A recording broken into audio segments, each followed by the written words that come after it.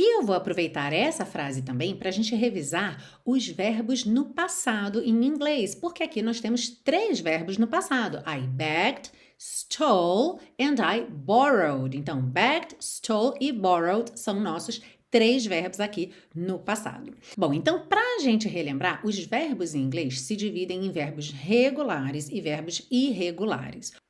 Com os verbos regulares, para fazer o passado, basta a gente acrescentar ed no final do verbo, ok? E aí, a gente tem aqui nessa música 2 exemplos, begged e borrowed. Então, o primeiro e o terceiro. E aí, 2 coisas importantes para você prestar atenção. Primeira, você reparou que esse da terminação ed que a gente acrescentou não é pronunciado. Eu não falo begged e nem borrowed, ok? Eu falo begged e borrowed. Então, frequentemente, 90% das vezes, esse não vai ser pronunciado.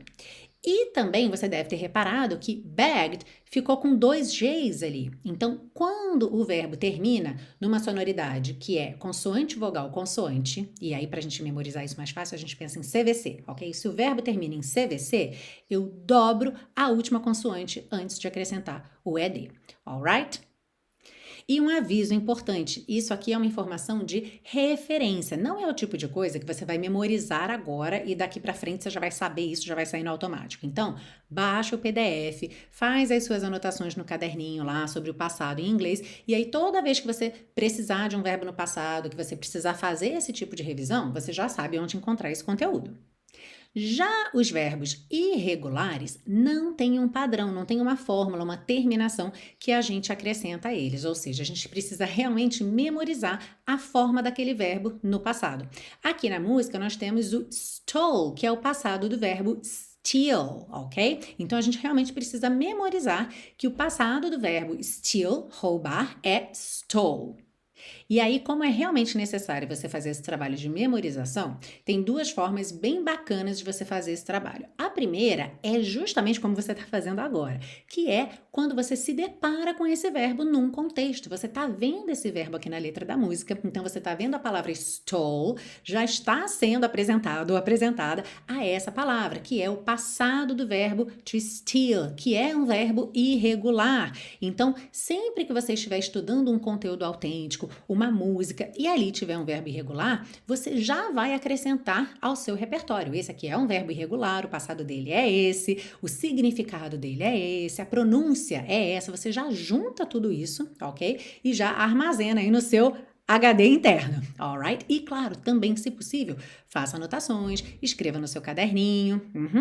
Agora, existem também as famosas listas de verbos irregulares. E como são muitos verbos irregulares, é sempre bacana que você opte por uma lista que foque nos principais, nos mais usados, nos mais frequentes, ok? Porque aí você já garante as bases ali, aqueles que você realmente vai precisar para o seu dia a dia. No curso intensivo de inglês da Teacher Milena, eu já preparei para os meus alunos uma lista com os verbos irregulares mais importantes, mais frequentes.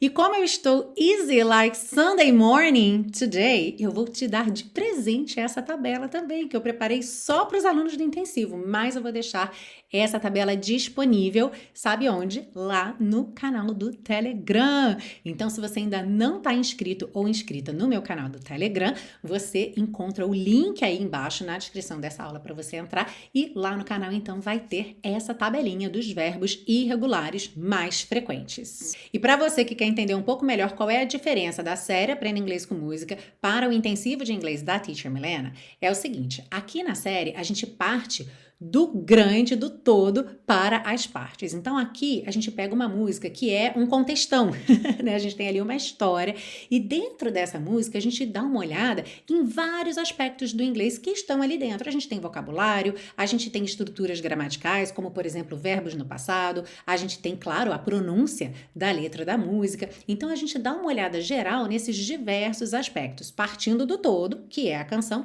para os diferentes elementos. Já no intensivo de inglês da Teacher Milena, a gente faz o trabalho inverso. A gente realmente começa trabalhando pelas partes. Por isso, ele é um curso passo a passo. Ele é um curso que começa do zero. Então, você pode nunca ter estudado inglês na sua vida.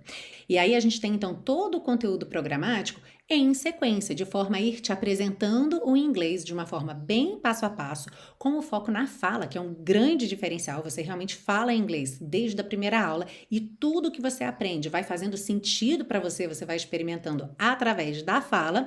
E as músicas vão entrar como exemplos daquilo que a gente está estudando naquele momento. Então, a gente tem uma estrutura bem definida de conteúdos programáticos com músicas ligadas àqueles conteúdos especificamente. Saiba mais em www.intensivo.teachermilena.com.